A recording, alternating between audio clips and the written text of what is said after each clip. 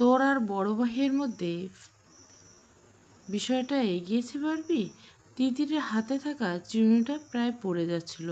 সেটা শক্ত করে চেপে ধরল তিতির। নুরি এসেছে তার ঘরে, ভার্সিটিতে যাবে সে। তিতিরের কাছে এসেছে স্ক্যাবের জন্য। ঈশান অফিসে বেরিয়ে গিয়েছে ঘণ্টাখানেক হলো। নিজেদের ঘরে গুছিয়ে তিতির চুল চিরুনি করছিল ড্রেসিং টেবিলের সামনে।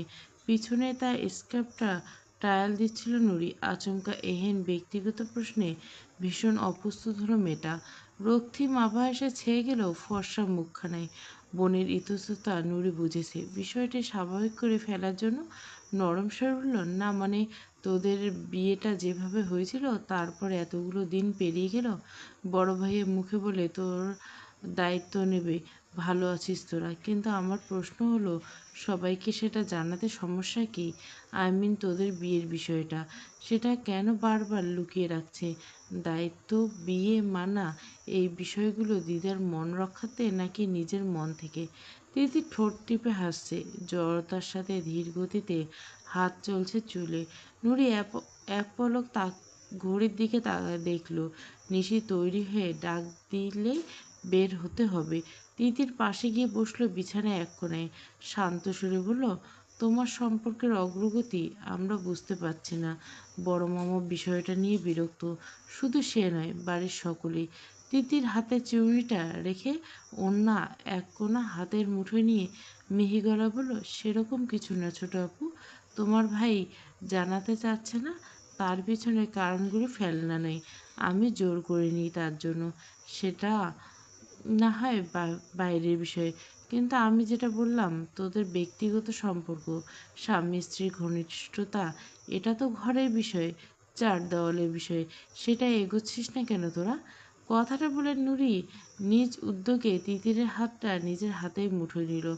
জানি বিষয়টা ব্যক্তিগত, তবুও জানতে চাইব। কারণ শুরুতে ভাইয়া অন্য মেয়ের কথা। নুরির কথায় বাধা দিয়ে উঠল তিতির। ডানে বামে মাথা নেড়ে বলল, সেসব কিছু ছিল না, নেইও। কিন্তু কিন্তু কিন্তু কি? তুমি যেটা জিজ্ঞাসা করলে, অত দূরও এগোয়নি সম্পর্কটা। নুরি যেন অবাক হলো। ঈশানের দেওয়া আদরের চিহ্ন সব সময় অসময় তিতিরের শরীরে পেয়েছে তারা। বড়দের সামনে সবসময় ঢেকে চলাফেরা করলেও তারা বোনেরা তখন নিজেদের মতো থাকতো। তিতির বরাবর অসাবধানী। এ নিয়ে তমা কত খেপিয়েছে মেয়েটা। এগোয়নি মানে? তোরা এখনো, আমি স্বামী স্ত্রীর সম্পর্ক তৈরি হয়নি? ভীষণ জড়তা কাজ করছে তিতিরের মধ্যে। এত গভীরে প্রশ্ন যে নুরির থেকে আশা করেনি। তমা হলে বিষয়টা স্বাভাবিক ছিল, তবে তার সাদাসিধে মস্তিষ্ক এত কিছু ভাবার প্রয়োজন বোধ করল না। নত মস্তিষ্কে জবাব দিল, এই মুহূর্তে নুরির মাথায় কী চলছে বোঝা গেল না। মুখের ভাবভঙ্গি অতি স্বাভাবিক। বিয়ের এতগুলো দিন হয়ে গেল বারবি, এখনও এটা বলে চলে? বড় ভাইয়ের জীবনে আদৌ কেউ আছে কি না সেটা জানতে চাস না? তিতির জড়তা ভুলে মাথা তুলল, ঠোঁট কামড়ে বলল, তোমার ভাইয়ের জন্য নয়, আমরা জন্য বিষয়টা এগোচ্ছিল না আর কি। তোর জন্য কেন? আমাদের সম্পর্ক যখন স্বাভাবিক হলো, আমরা দুজনে চাচ্ছিলাম দুজনকে একটু সময় দিতে। তারপর তো তোমার ভাইয়া গেল, টাকা গেল, আর আমার মানসিক প্রবলেম, সব মিলিয়ে আর কি। এখনও এগোয়নি আর কি। নুরি স্থির দৃষ্টিতে তাকিয়ে রয় বোনের দিকে অনেকক্ষণ। তার যাওয়ার সময় হয়ে গেছে। ওদিকে নিশির গলার হাঁকডাক শুনতে পাওয়া যাচ্ছে। নুরি বিছানায় এক কোণা থেকে তার ব্যাগ তুলে কাঁধে নিতে নিতে শীতল গলা বলল, ওই একটা বিষয়ে দুটো মানবীয় সম্পর্কের পুরো সমীকরণে পরিবর্তন ঘটে। একে অপরকে আটকে রাখার মাধ্যমটা। আমারও মনে হয় আর সময় না নেওয়াই ভালো। তোকে কথাটা আগেও বলেছিলাম কিন্তু। ভর দুপুর, খড়খড়ে রোদ চারদিকে। সূর্য একেবারে মাথার উপরে সে কটাক্ষ করেছে যেন। দেওয়ানবাড়ির নিস্তব্ধ এক প্রকার। তার কারণ রয়েছে। বাড়ির ছেলেমেয়েরা সবাই স্কুল করেছে। আজ থেকে নিশি নুরি ভার্সিটি খুলছে। ওরা আজ নেই। কর্তারা তো সব অফিসে। বাড়ির এই মুহূর্তে 3 গিন্নি আর তিতির ছাড়া কেউ নেই। তারাও যার যার ঘরে দরজা ভেজিয়ে ভাত ঘুমে মগ্ন। তিতির দুপুরের খাবার খেয়ে ঘরের মধ্যে ব্যস্ত সময় পার করছে। টুকিটাকি জিনিসপত্র গুছিয়ে নিচ্ছে মাঝারি একটা ব্যাগের মধ্যে। 2-3 দিনের জন্য জিনিসপত্র প্রয়োজনীয় জিনিসপত্র আর কি। অফিস থেকে ঈশান ফেরামাত্র চন্দ্রদাওয়ানের আশ্রমের দিকে রওনা দিবে ওরা দুজন। রাহেলা ছেলে মেয়ে দুটোকে সকাল সকাল রওনা দিতে বললেও ঈশানের কাজে ব্যস্ততায় সেটা হয়ে ওঠেনি। পথে ঘাটের অবস্থা খুব একটা ভালো না। শহরের ভিড়ভাট্টা থেকে একটু বাইরের দিকে যেতে হবে। রাস্তা খুব একটা নিরাপদ নয় রাতের বেলা, তবে কিছু করার নেই। এতদিনে অনুপস্থিতি রাইসুল দেওয়ান ছেলের উপর একগাদা কাজ ঠেসে দিয়েছে। রাগ থেকে বলা যায় ছেলেকে জব্দ করতে মরিয়া যেন সে। বাড়ির বাইরে মানুষজনের সমাগম একদম নেই। জ্যৈষ্ঠের এই গরমে এমন ভর দুপুরে কোনো বেয়াক্কেল বা বাইরে ঘোরাঘুরি করবে নেহাত দরকারি কাজ ছাড়া। জমিতে ধান কাটার মরশুম চলছে, শেষের দিকেও বলা যায়। হাতে কোনো কয়েকটা জমি বাদ আছে, বাকি সব খা খা করছে একদম। সেসবে ব্যস্ত চাষিরা হয়তো ধান মাড়াইয়ের কাজে ব্যস্ত, কোনটায় বা তাদের গিন্নিরা সে ধান সিদ্ধ করে ঘরে তোলার কাজে মগ্ন। তিথির ভার্সিটি ক্লাস শুরু হবে সামনের রোববার থেকে। ঈশানের সাথে সেটা নিয়ে কথা বলার দরকার। হোস্টেলে ফিরতে হবে জলদি। তবে এবারে প্রথম পড়াশোনায় এত অনীহা কাজ করছে তার। হোস্টেলে যাওয়া মানে ঈশানকে ছেড়ে থাকা। এই কয়েকদিনে বিবাহিত জীবনের অভ্যস্ততায় এটা বেশ বুঝে গেছি। ঈশানকে একদণ্ড না দেখে সে থাকতে পারে না, অথচ যেতেই হবে। অবশ্য হোস্টেলে ফিরে যেতে না চাওয়ার আরও কিছু কারণ অবশ্যই আছে। তার মধ্যে একটা রাহাত, অন্যটা সেই অজানা ফোন কল। দুটো আজকাল ভয় করে তার। রাহাত ফ্ল্যাট তার হোস্টেলের ঠিক পাশের বিল্ডিংয়ে। অপরদিকে ওই ফোন কলের মালিককে কী উদ্দেশ্যে বারংবার তাকে বিরক্ত করাচ্ছে সেটা জানে না। ঈশানকে জানানো হয়নি এখনও। তিতির মন শক্ত করে বসল। আজকে মনে হয় ঈশানকে সেটা না বললেই নয়। নুরি ভার্সিটির ক্লাস শেষ করে দুপুর 1:30টার দিকে বাড়ির গাড়ি করে এসেছে, ফিরবে বাড়ির গাড়িতে। এই মুহূর্তে ভার্সিটি ক্যাম্পাসের ভিতরে ছোট্ট একটা ক্যাফেতে বসে আছে সে। নিশি ক্লাস শেষ হবে আর ঘণ্টাখানেক পর। একসাথে বাড়ি যাওয়ার কথা দুজনে। ক্যাফে ভর্তি সব স্টুডেন্ট, আড্ডায় ব্যস্ত। নুরি অবশ্য বন্ধু বান্ধব একটু কম। যারা আছে বেশিরভাগ প্রথম দিন বলে আসেনি হয়তো, বা তার হাতে একটা কোল্ড কফি, সেটা নড়াচড়া করছে প্রায় মিনিট 20 হলো। সেটা মুখে দেওয়ার কথা হয়তো ভুলে বসে আছে সে। চোখ মুখ অস্বাভাবিক শুকনো হয়ে আছে। একটা ক্যাপাচিনো। নুরি পাশের চেয়ারে টেনে বসতে বসতে কেউ একজন ওয়েটারকে ক্যাপাচিনোর বায়না দিল। অতি পরিচিত অথচ অনাকাঙ্ক্ষিত কণ্ঠস্বরে বিস্ময়িত নয়নে মুখ তুলে তাকালো নুরি। রুহু আত্মা কেঁপে উঠল এক প্রকার। অস্ফুট স্বরে শুধু উচ্চারণ পারল ব্যক্তিটির নাম, ইয়াস। ইয়াস একগাল হেসে চোখে সানগ্লাসটা নামিয়ে রাখলো টেবিলটায়।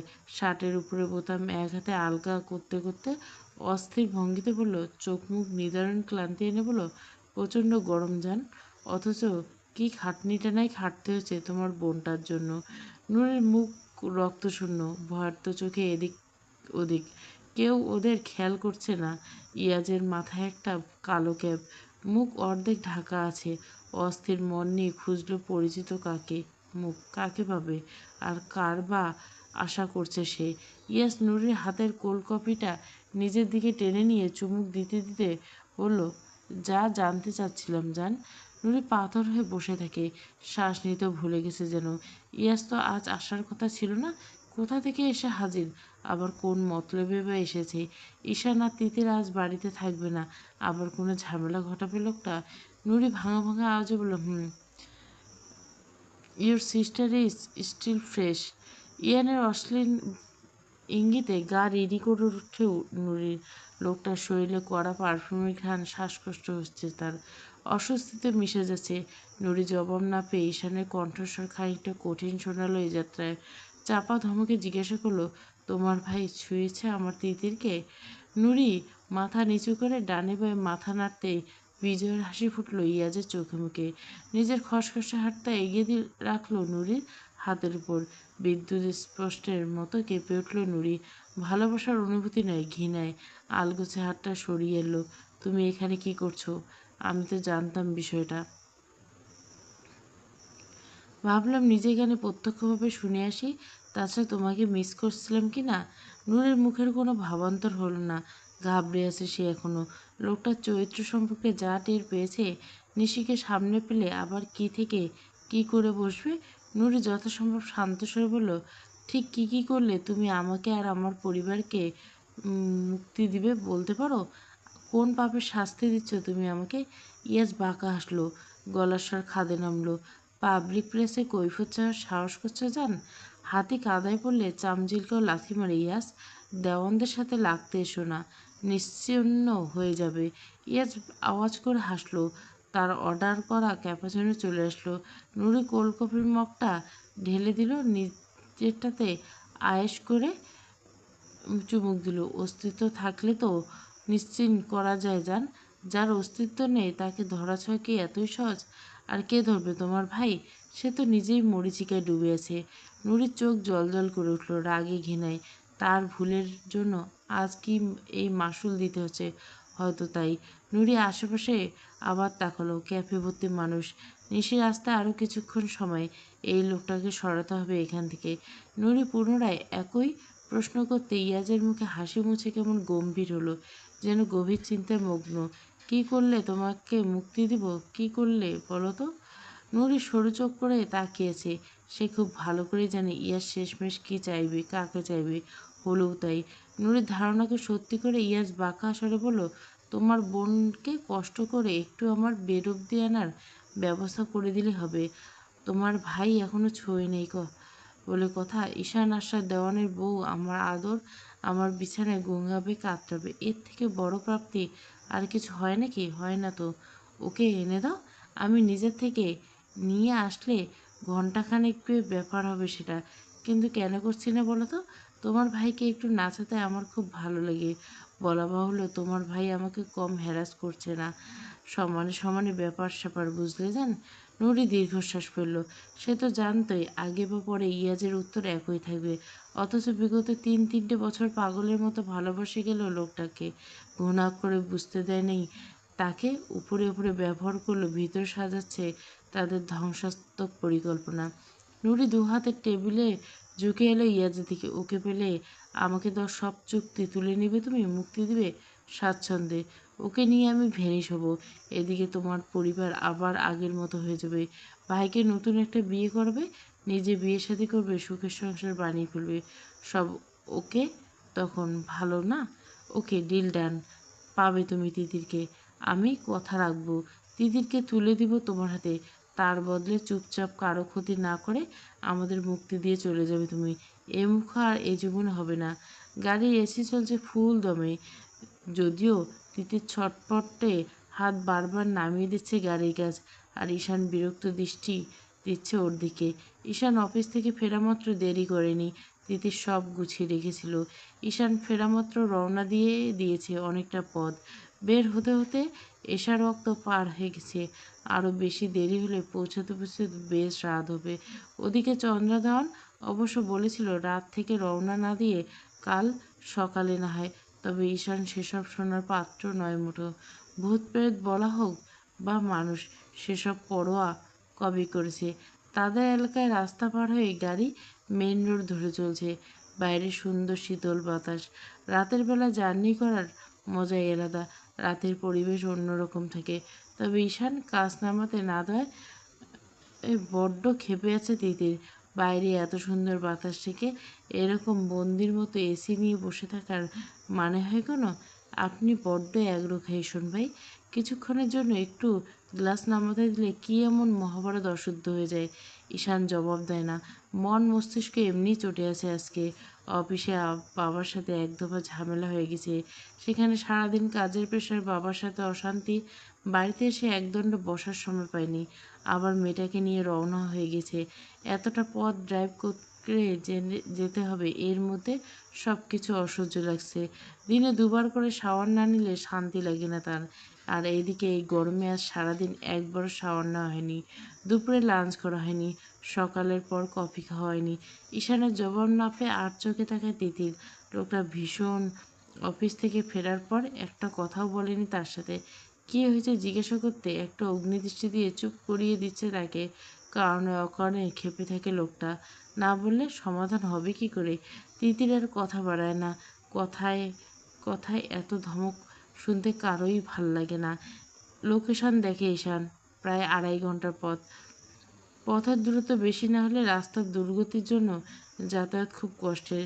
তার দিদা অসুস্থ শরীর নিয়ে এই রাস্তায় কীভাবে চলাচল করে কে জানে। ঈশানকে এর আগে বেশ কয়েকবার এসেছে তাদের আশ্রমগুলোতে, সুতরাং সব দিক থেকে রাস্তার হদিস জানা তার। ঘড়িতে সময় দেখে নিল, তারপর তিতির গম্ভীর মুখটা পরখ করে নিল এক দফা। সে যে শর্টকাট করে এগোতে যাচ্ছে সেটা এক প্রকার পরিত্যক্ত রাস্তা। না, পরিত্যক্ত নয় ঠিক, তবে রাত করে এ সেদিক দিয়ে কম মানুষের যাতায়াত করে, লোক কুসংস্কারের কারণ যাকে বলে আর কি। তবে ঈশান সেসবের চিন্তা নেই, চিন্তা তো তিতিকে নিয়ে। মেইন রাস্তা ধরে এগোলে সামনে বেশ খানিকটা পথ এই রাস্তায় ঢুকতেই হবে। তার থেকে ভালো এখান থেকে যাওয়া যাক। প্রায় মিনিট 50 সময় বাঁচবে। এখন বাজে রাত 9টা, পৌঁছাতে লেগে যাবে রাত 12টা। ঈশান বাউ করে গাড়ি ঘুরিয়ে ফেলল হাতের ডান দিকে রাস্তার দিকে। রাস্তা যথেষ্ট প্রশস্ত। তাদের সামনে অদূরে একটা ট্রাক যাচ্ছে এই রাস্তা ধরে। সে বেচারা বোধহয় গন্তব্যে পৌঁছানো ভীষণ তাড়া। তবে তিতির চমকে উঠল। এই রাস্তা সম্পর্কে যা যা শোনা তার কানে এসেছে। আগে থেকে তারা জানে এই রাস্তা সম্পর্কে। তাছাড়া আজ বের হওয়ার সময় রাহেলা বারবার করে বলে দিয়েছে সোজা রাস্তা ধরে নিয়ে যেতে। তিতির আতঙ্ক মুখে তাকালো ঈশানের দিকে। সে মশায় চোয়াল শক্ত করে ড্রাইভ করে যাচ্ছে একমনে। তিতির কম্পিত কণ্ঠে বলল, এখান দিয়ে কেন? চুপচাপ বসে থাক। তিতির নিজের কোমরের সিট বেল্ট আলগা করে ঘুরে বসলো ঈশানের দিকে। সামনের রাস্তা দিয়ে এক নজর দিয়ে পুনরায় বলল, এই ঝোপঝাড়ের রাস্তায় এই অসময়ে যায় কেউ? গাড়ি ঘোরান, রাস্তাটা ভালো না সবাই বলে। বলুক, মামাবাড়ি আবদার পেয়েছিস, এত দূরে সে গাড়ি ঘোরাবো? তিতির চটে গেল এক প্রকার। বাড়ির মানুষ ঈশানকে পই পই করে বলে দিছে এই রাস্তা ধরে না যেতে। ওদিকে চন্দ্রা দেওয়ান ও আন্দাজ করেছে নাতির মতিগতি, সেও সতর্ক করে দিয়েছিল। কারো কথা মানার প্রয়োজন বোধ করে না লোকটা। তিতির বিরক্ত কণ্ঠে বলল, এত জেদ কেন বলুন তো? ইচ্ছে করে নিয়ে এসেছি। তিতির বিস্ময়মাখা গলা শুধল, জেনে বুঝে এমন ঝোপঝাড়ের রাস্তায় নিয়ে এলেন? মেইন রোড ধরে গেলে কী অসুবিধা হতো আপনার? মতলব তো সুবিধার না। কী করতে চাচ্ছেন? ঈশান কপালে সরু ভাঁজ পড়ল, মুখে বিরক্তসূচক শব্দ উচ্চারণ করল। মেয়ে জাতি বলতে বেশি বুঝে, বেশি কথা বলে, কমন সেন্সের কথা তো বলাই ভালো। সে ওর স্বামীর সাথে আছে, ঝোপঝাড়ে নিয়ে গেলেও তাই যাবি, তা না? কে কী নিষেধ করে দিয়েছে সেটার দোহাই দিয়ে স্বামীকে উল্টোপাল্টা কথা বলবে শুধু। ঈশান দাঁতে দাঁত পিষে বলল, কথার টোন আগে ঠিক কর। ঝোপঝাড়ে নিয়ে যাচ্ছে মতলব ভালো না? এসব কী ধরনের কথাবার্তা? কী করতে চাচ্ছি মানে? তিতি দৃঢ় করে বলল, আপনি সোজা পথ রেখে ঝোপঝাড় নিয়ে যেতে পারেন আর আমি বলতে পারবো না? ঈশান শ্লেষাত্মক হাসল, বা হাতের আঙুলের ডগ কপালে ডলল। অসহ্য মাথা যন্ত্রণা করছে। তিতিরের দিকে তাকিয়ে ভুরু বাঁকিয়ে বলল, যে শুভ কাজ তোর শ্বশুরের আলিশান মহলে সাজানো গোছানো বিছানায় এখনো হয়নি, সেটাই ঝোপঝাড়ে সারব আমি? ঈশান আশ্বাস দেওয়ান। ইমেজ আছে আমার একটা, স্টুপিড কোথাকার। তিতির নাক ছিটকে অন্যদিকে তাকায়। রাস্তার আশেপাশে বিশাল বিশাল গাছপালা, মাথার উপর চাঁদ জ্বলজ্বল করছে। গাড়ির হেডলাইট বন্ধ থাকলে বোধহয় গোটা রাস্তা দৃশ্যমান থাকবে। তবে মোটেও তিতিরের কাছে সেটা রোমান্টিক মনে হচ্ছে না এই মুহূর্তে। ভয়ার্ত পরিবেশ বলা যেতে পারে। সেই যে শুরুতে তাদের সামনে দিয়ে একটা ট্রাক পার হয়ে গেছে, এতক্ষণে আরও একটা গাড়ির দেখা পাওয়া যায়নি। তিতির রোবটের মতো বসে আছে আর ক্ষণে ক্ষণে তাকাচ্ছে ঈশানের দিকে। মানুষের মুখ কেমন শুকনো লাগছে। তিতির শান্ত স্বরে বলল, আপনার কি মাথা যন্ত্রণা করছে? করলে কি করবি? গাড়ি থামাবো? মাথায় হাত বুলিয়ে দিবি? চাঁদের আলো রোমাঞ্চ করবি? আয়। তিতির ছিটকে সোজা হয়ে বসে। এই রাস্তায় গাড়ি থামিয়ে রোমাঞ্চ করার মতো মন মানসিকতা হয় কি করে কারো? তার এ জীবনে হবে না। মিহিকণ্ঠে বলল, এখন কি করি? করে কি? পৌঁছানো? ঘুমানোর সময় মাথায় হাত বুলিয়ে দেবো। ঈশান নির্বিকার মুখে ড্রাইভ করতে ব্যস্ত। মেয়েটার শেষ লাইন তার অস্থির মন আরও একটু অস্থির করে দিয়ে বসেছে। এখন মনে হচ্ছে 2 ঘন্টা রাস্তা 2 মিনিটে পৌঁছে বউয়ের কোলে মাথা রেখে কখন ঘুমাবে। তিতির পিছন দিকে ফিরে ব্যাক সিট থেকে একটা ছোটোখাটো ব্যাগ টেনে নিয়ে আসলো। সেটা রাখলো নিজের কোলের উপর। ডোরেমনের ঝোলার মতো একটা একটা করে বের করলো একটা ফ্লাক্স, মগ আর কিছু শুকনো খাবার। পাশে খচখচ আওয়াজে তাকাতে ঈশানের চোখ পড়ল সেসব। কফিটা খেয়ে নিন, ভালো লাগবে। কফি আনলে কি মনে করে আবার? তিতির হাত থেকে কফির কাপটা নিল ঈশান। ছোট্ট করে চুমুক দিতে মস্তিষ্ক ঠান্ডা হলো একটা। কি যে কফির ক্রেভিং হচ্ছিল। তিতির আরেকটা বক্স থেকে স্যান্ডউইচ বের করতে করতে বলল, সারাদিন অফিসে ছিলেন, দুপুরে কি খেয়েছেন সেটা তো জানি না। সকালে শাওয়ার নিয়ে যাননি, এসে তো কিছুক্ষণ সময় পেলেন না। ঘন্টায় ঘন্টায় কফি লেগে। নিশ্চিত মাথা ধরবে জানতাম, খিদে পাবে, তাই খাবার নিয়ে এসেছি। ঈশান মুগ্ধ হলো, ভীষণ মুগ্ধ হলো। খেয়াল করলো তিতির যত্নে হৃদয় স্পন্দন ছুটছে মেয়েটা। মেয়েটা এতটা খেয়াল করে রেখেছে। গাড়ি অনেকটা ধীর গতিতে চলছে। তিতির ভয় পাবে বিধায় গাড়িটা থামিয়ে খাবার খাচ্ছে ঈশান। তিতির নিজে হাতে স্যান্ডউইচটা ধরল ঈশানের মুখে। হা করুন, খেয়ে নিন। ধুকপুক ধুকপুক ঈশান নিজের বুকের বাঁ পাশের জোরালো শব্দ টের পাচ্ছে। হতে পারে খুব সামান্য এসব, তবে প্রেমিক পুরুষের জন্য এতটুকু আকাশ সমান মনে হয়। ঈশান বিনা বাক্যে কামড় বসায় তিতিরের হাতে স্যান্ডউইচটাতে। তুই খেয়েছিস সাথে? খাবো। ভুরু কুচকে তাকায় ঈশান। সে না হয় তাড়াহুড়োর সময় পায়নি। এই মেয়ে তো বাড়িতেই ছিল, খেয়ে বেরোসনি কেন? তিতির জবাব দেয় না। ঈশানের ঠোঁটের পাশে লেগে থাকা খাবারের অংশটুকু আঙুলে ছুঁয়ে মুছে ফেলে। এখন কি করে বলবে ঈশান সারাদিন না খেয়ে আছে? জানার পর খাবার গালা দিয়ে নামতো না তার। পুনরায় খাওয়ায় মনোযোগ দিচ্ছে মুখে বলে, খিদে পায়নি তখন, এখন পাচ্ছে, তাই এখন খাবো। ঈশান আর প্রশ্ন করে না। সারাদিনের পর খাবার পেটে পড়ে এখন বেশ ভালো লাগছে। তিতির একে একে খাবারগুলো শেষ করে ঈশানকে খাইয়েছে, নিজেও খেয়ে নেয়। পর্যাপ্ত পরিমাণ খাবার নিয়ে এসেছিল। আশেপাশে গাছপালা পাতলা হয়েছে অনেকটা, চাঁদের আলো তাই বোঝা যাচ্ছে। গাড়ির ভিতরে মৃদু আওয়াজে মিউজিক প্লেয়ার ছেড়ে রাখা, একের পর এক গান বেজে যাচ্ছে সেটাই। আর কত দূর? ঘন্টা দেড়েক। Tired coat? আর কিছু খাবেন? ফ্রুটস আছে কিছু? না। তোর খিদে পেলে খেয়ে নেই। তিতির মাথা নাড়ে, তার খিদে নেই। ঈশান ড্রাইভিং করার সময় বরাবরই কেমন একটা চুপচাপ থাকে। তিতির উসফুস করতে থাকে, এত চুপচাপ ভালো লাগে? বেশ রাত হচ্ছে, ঘুমানো যায়, কিন্তু ঘুম নেই চোখে। হঠাৎ মাথায় আসলো সেই ফোন কলটার কথা। ধক করে উঠল বুক। চোখের সামনে ভেসে উঠল একটা গাড়ি।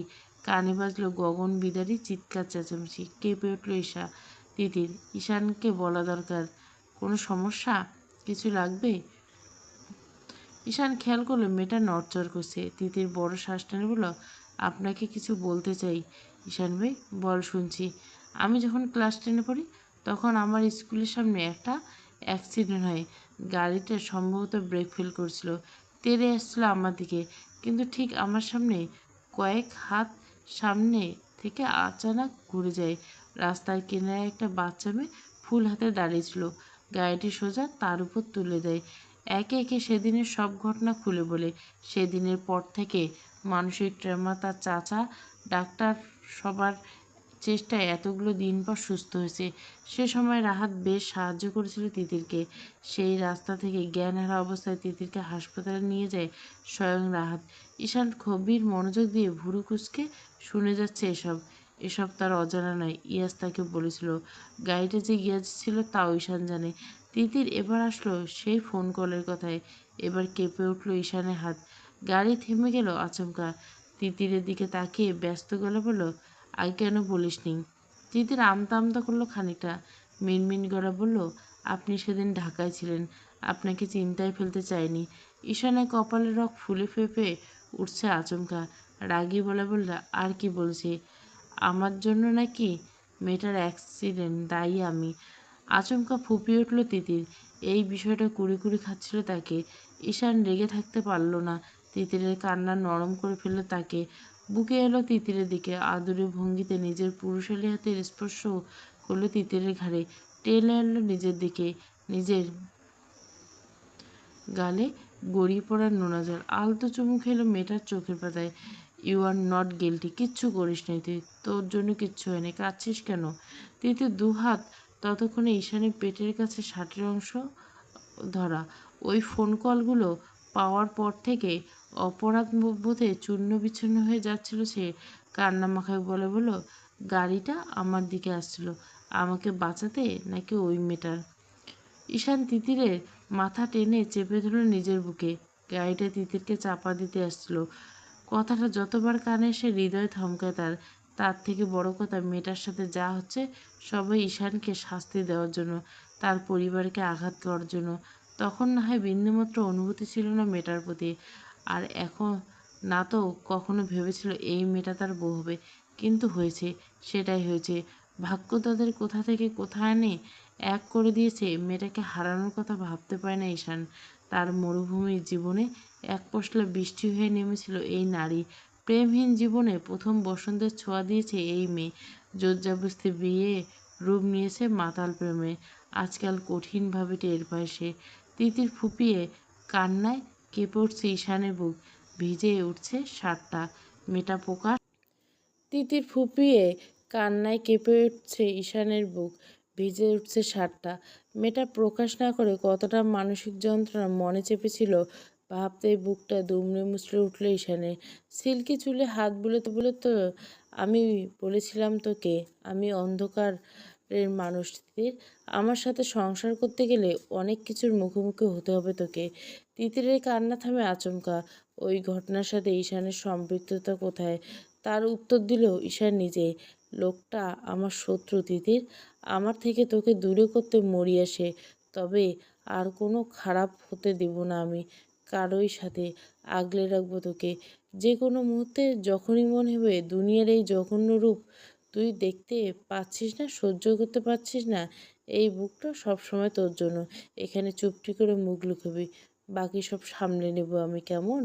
তিতির নাক টানলো, মাথা নাড়ল ওপর নিচ।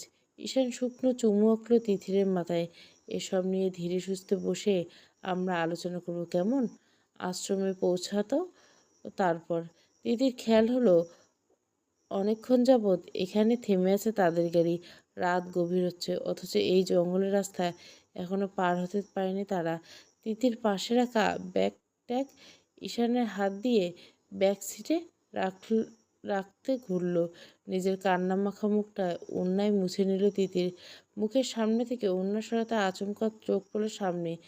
এক হাত চলে গেল ঈশানের হাতের দিকে, খামচে ধরলে ঈশানের বাহু। অস্ফুট সুরে চিৎকার করে উঠল, ঈশান ভাই! চলবে। সাজের মায়া পর্ব ২৬। আমি দিব গল্পগুলো ধীরে ধীরে শেষ করব, একটু ওয়েট কর। কন্টিনিউ চ্যানেলে থাকবেন, দেখবেন কারো না কারো মন পছন্দের গল্প পাবেন। উন্মাদনাও দিব, অসম্ভব ভালোবাসি তোমাকেও দিব, সাজের মায়াও দিব, আকাশপ্রিয়াও দিব। প্লিজ সাথে থাকুন সবাই।